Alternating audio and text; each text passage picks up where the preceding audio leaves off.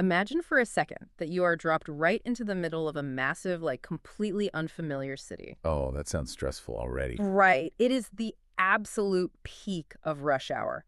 There are no street signs you can read, neon billboards are flashing in languages you don't speak, and traffic is just blurring past you. And everyone is probably shouting contradictory instructions from every corner. Exactly. That feeling of complete paralyzing sensory overload, that is basically the psychological reality of what happens every single time we unlock our phones today. Yeah, I mean, the sheer volume of the digital deluge is entirely unprecedented in human history. Right. We are just constantly bombarded. Oh, totally. Like geopolitical news stories right next to contradictory economic stats and then, celebrity It's scandal. hyper-specific lifestyle trends, endless entertainment. I mean, our brains simply did not evolve to process a completely overwhelming, globalized environment all at the exact same They time. need a guide, Yeah. someone to just, filter the noise. And to understand how much power we hand over to those guys, we're going to look at a century-old playbook today. A really fascinating one, too. Yeah, so today's deep dive is on a massive, almost invisible shift in how we actually form our opinions and make decisions. We are looking at the work of Walter Lippmann. Right, the American journalist. Yep, he wrote this foundational book back in the 1920s called Public Opinion. Back then, newspapers and radio broadcasters were the trusted interpreters of a chaotic world. And today, it's digital influencers. Exactly. Okay, let's unpack this because you and I, we live this reality every single day.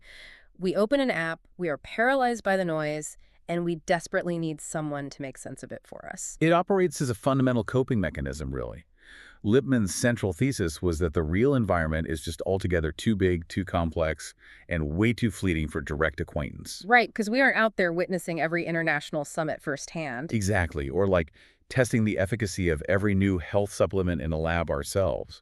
So we rely on what he called the pictures in our heads. The pictures in our heads, I like that. Yeah, these mental images aren't perfect reflections of reality. They are constructed from symbols, narratives, and just fragments of information supplied by recognized authorities. And modern influencers have just stepped perfectly into this exact role. They really have. They serve as our trusted filters. Mhm. They take incredibly complicated subjects and translate them into like a 10-minute vlog. Or a quick aesthetic photo carousel. Right, or just a digestible daily routine. I mean, I get the necessity of it. If I'm lost in that chaotic foreign city we talked about, I can't navigate the back alleys myself. I hire a local tour guide who says, walk this way, avoid that street, eat at this restaurant. Makes total sense. But this raises a massive red flag for me. If a creator is translating the complexity of the world to make it easier for me to digest, aren't they inherently stripping away the nuance? Oh, absolutely. Like, aren't they fundamentally changing the meaning of reality just by deciding what gets left out of the translation?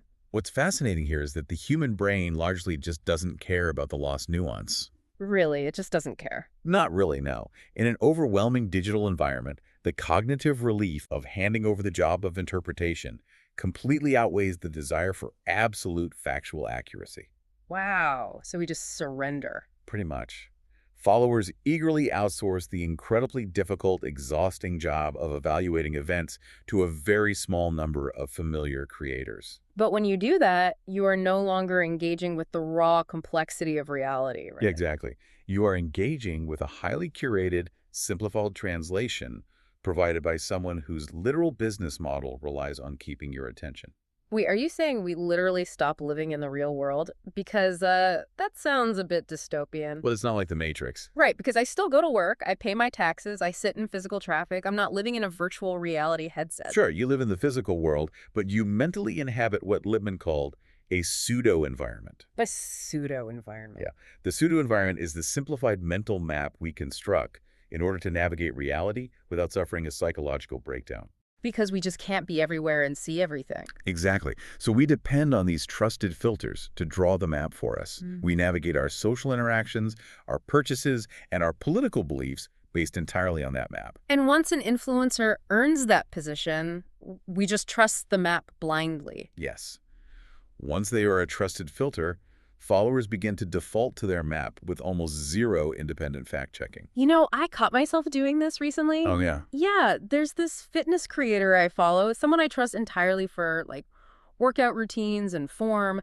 And he casually mentioned in a video that a specific economic policy was basically destroying the middle class. And you just accepted it. I found myself nodding along. I was absorbing it as a foundational fact of my world before I even realized, wait, this guy has zero background in economics. Why does my brain short circuit like that? It is a well-documented psychological phenomenon, actually. It's known as authority bleed. Authority bleed. Okay, explain that. Well, it takes a massive amount of cognitive energy to find, vet, and verify a new expert for every single facet of modern life. You'd need a separate trusted filter for fashion, for diet, for macroeconomics. For foreign policy, that sounds exhausting. Exactly. So the brain takes a shortcut. When you trust a filter in one area, say their fitness advice, your brain naturally extends that trust to the entire map of the world they are drawing for you. Here's where it gets really interesting, because objectively, when you step back, that is completely illogical. Oh, it makes no logical sense at all. It's like when a brilliant, wildly charismatic actor endorses a political candidate. You know intellectually that memorizing lines and hitting marks on a movie set doesn't make them an expert on foreign policy or tax law. Right, but the emotional glow of their charisma bypasses your logic. Yeah. It's like asking your plumber to perform dental surgery just because he's good with pipes.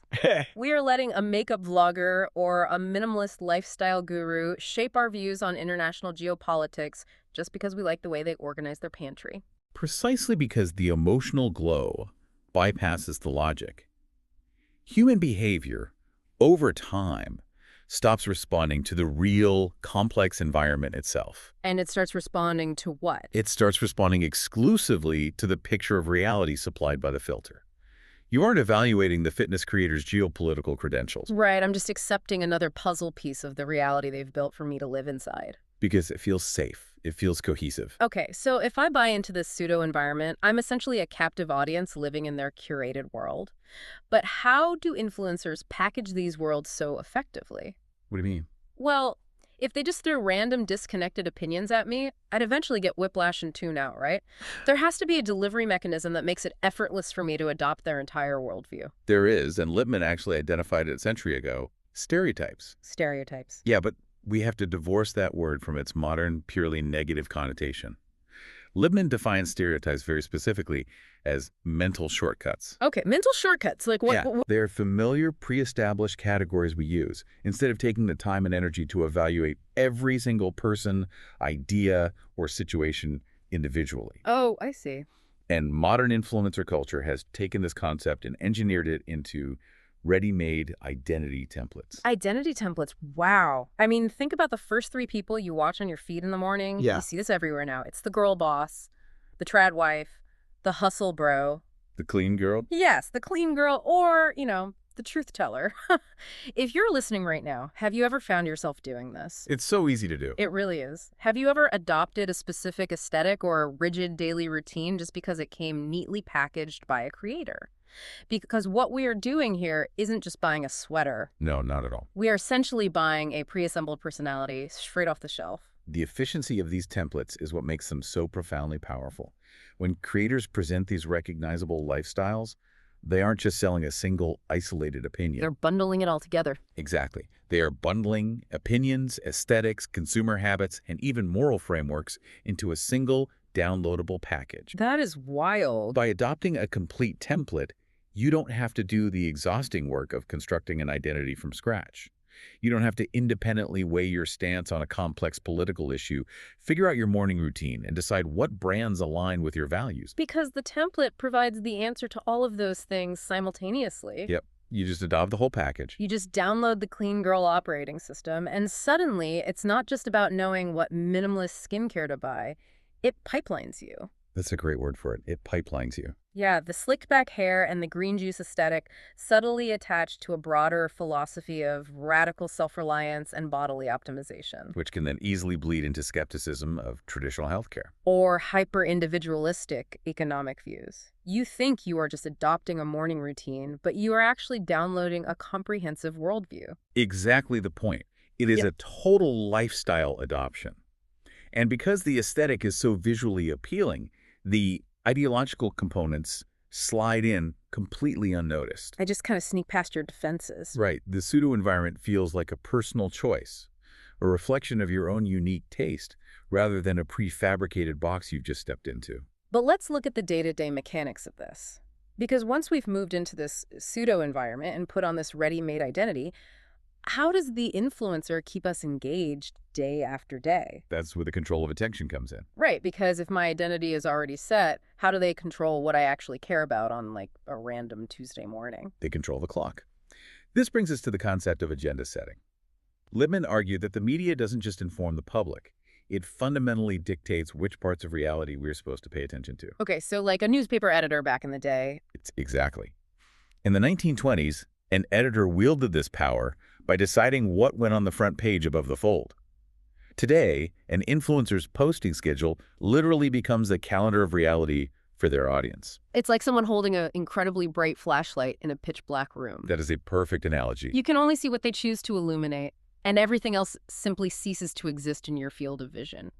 If a creator decides to spend an entire week hyperfixating on a specific brand drama, Or a new dietary supplement. yeah, the sheer repetition makes it feel like the most urgent, catastrophic issue in the entire world to their followers. The repetition is key, but it's also the emotional framing. The stark reality of human psychology is that raw facts rarely shape public opinion. Which is depressing, but true. What truly matters is how those facts are framed through stories, symbols, and emotional cues. Influencers are absolute masters of this. We really They are. don't just present a product launch or a disagreement. They frame these mundane events as epic tales of betrayal, redemption, heroes, or villains. Wait, I have to stop you there. What about when the spell breaks? When does the spell break? I see this happen all the time. An influencer gets canceled because someone drops a massive expose with receipts, timelines, and raw data. The facts do eventually pierce the bubble, don't they? You would think so. Like, aren't we smart enough to look past the dramatic soap opera framing when the actual truth is presented to us? You would hope so, but look at how those cancellations actually play out in the digital space. The expose itself is almost never consumed as a dry, factual report. That's true. It's usually a dramatic video essay. Right. The receipts are packaged into another highly emotional narrative. The follower absorbs the emotional framing, the outrage, the feeling of betrayal, the schadenfreude, long before they ever critically evaluate the evidence. Wow. So the emotion just hijacks the whole process. In fact, Lippmann's theory suggests that the emotional story actually becomes the picture in our heads. The emotion is the reality, and this dynamic is turbocharged by the dominance of viral pictures. Because the pseudo-environment isn't built on long, nuanced essays. It's built from the most vivid, easily shareable visual fragments. Right. A single striking video, a tearful apology in a car, or a dramatic before and after transformation can completely dominate the public imagination. And that single viral fragment can stand in for an entire complex industry or a massive social debate. Exactly. When millions of people share and view that exact same highly emotional fragment, it overrides any detailed factual context. That fragment becomes our common, shared reality. The nuance is entirely erased by the sheer velocity of the image. Absolutely. Okay, so we've mapped out how influencers are actively shaping our minds, handing us identity templates, and dictating our calendars of reality through these emotional flashlights. But we need to look at the invisible architecture here. The underlying systems. Yeah, because these influencers aren't operating in a vacuum. There are massive systems and social pressures pulling their strings, too. This raises an important question, really. How much of this environment is actually organic? Probably not much. Lippmann warned over 100 years ago that the systems distributing information shape public opinion in ways that people rarely even notice. Because it's invisible. Right. He recognized that the mechanisms filtering information operate entirely behind the scenes, which is precisely what makes the constructed environment feel like natural reality to the person living inside it. Today, that invisible distribution system is platform architecture. The algorithm. The invisible puppet master. We talk about it like it's the weather, but it's a deliberate set of rules constantly operating in the background. Designing what you see. Yeah, it decides which influencers rise to the top, which viral pictures spread, and which viewpoints remain completely invisible. And I imagine the algorithm absolutely loves these pseudo-environments and identity templates because they generate highly predictable engagement. Well, the algorithm is designed to maximize time on the platform. It rewards strong emotional reactions and clear, easily categorizable identities. And because we can't see the algorithm calculating these variables, we naturally assume that the viewpoints we see most often are simply the most correct. Or at the very least, the most popular. It makes the artificially constructed environment feel entirely organic. Which ties directly into the psychological power of prestige and the human need for belonging. People naturally defer to authority and visible success. Yes, exactly. So, what does this all mean? In the digital world, prestige isn't abstract, right? It is literally quantified on the screen right next to a person's name. Follower counts, verification badges, the millions of views on a video. It's social proof on steroids. Yes. These act as highly visible signals of prestige. It's like a creator wearing a digital lab coat. It gives them this massive illusion of expertise and credibility, even if they've never studied the topic a day in their life. Which is the authority bleed we talked about. Right. Which makes me wonder, when we nod along to these creators, are we agreeing with them because we've actually thought it through and decided they are genuinely right? Or are we just agreeing because millions of other people are already paying attention to them and we don't want to be left behind? If we connect this to the bigger picture, it is almost always the latter. A creator with millions of followers triggers an evolutionary heuristic in our brains. Like a tribe mentality. Exactly. Our brain says, if the tribe is listening to this person, I should probably listen to them too. But it goes far beyond just assuming they are factually correct. What do you mean? The underlying reality is that agreement with a creator isn't really about facts at all. It's a form of belonging. Oh, wow. You adopt the influencer's perspective, you buy the aesthetic, you mirror their outrage, because sharing that same opinion signals that you are a safe, integrated member of the community. So it's about social survival. Yes. Public opinion is manufactured not by coercion or force, but through these shared pictures and our deep, fundamental human desire to belong to the group. We genuinely think we are making these highly independent, rational choices about our lives, our consumer habits, and our political beliefs. We pride ourselves on being free thinkers. Everyone wants to believe they are an independent thinker. Right. But our shared understanding of the world is actually being co-directed. It's a complex dance between the visible prestige of the influencer we've chosen to trust and the quiet, completely invisible hand of the platform's algorithm serving their map up to us. It is a profound realization. We are navigating a world that has been filtered, translated, emotionally framed, and neatly packaged for us. All while maintaining the incredibly convincing illusion that we are discovering the truth ourselves. Exactly. So let's bring this all together. What this deep dive reveals is that the people on our screens are doing so much more than just selling us a new serum or a productivity hack. They are actively constructing our mental map of reality. And they are doing it using a playbook of psychological mechanisms that Walter Lippmann identified over 100 years ago. It doesn't matter if we are talking about something totally harmless, like what style of jeans to wear this fall, or deeply serious matters of our political and social worldview, the mechanisms are exactly the same. The pseudo-environments we inhabit to save cognitive energy. The identity templates we download right off the shelf. The emotional framing we react to instead of facts. And the algorithmic prestige we blindly trust. They form the invisible architecture of modern public opinion. It's all connected. I want you to think about this the next time you pick up your phone. Before you even start scrolling through your feed, really ask yourself, whose pseudo-environment are you living in today? That's a great question to ask. Are you actually reacting to the chaotic, complex, real world? Or are you just reacting to this simplified, highly emotional picture drawn by your favorite trusted filter? Think back to that chaotic, overwhelming city we started in. Right, the rush hour traffic. The influencers are the tour guides handing you a map so you don't get lost. But you have to remember, they drew the map. And they deliberately decided which streets, which nuances, and which facts to leave off of it entirely. Which leaves us with one final kind of lingering thought to chew on. We know our entire shared picture of reality is constructed by influencers who have to prioritize highly emotional, dramatic, viral fragments just to survive. Because that's what the algorithm rewards. Right. And we know those fragments are then amplified by platforms that are explicitly designed to reward outrage and engagement above all else. So what happens to the boring, nuanced, non-viral parts of reality? That is the big question. If an incredibly important truth doesn't fit neatly into an aesthetic identity template, or, if it doesn't make for a dramatic, tearful story time, does it simply cease to exist